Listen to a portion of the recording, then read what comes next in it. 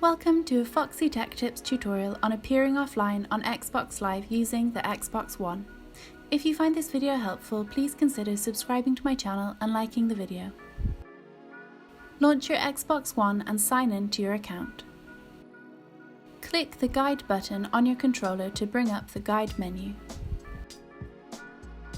Move to the left a few times till you get to the Sign In tab and then click on your profile. Now select My Profile.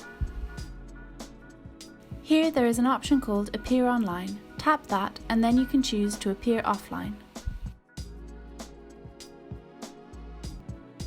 Once you've done that, your contacts on Xbox Live will no longer see your active status. And that draws an end to this tutorial. Please like the video if you found it helpful and subscribe to Foxy Tech Tips for more Xbox tips and tricks.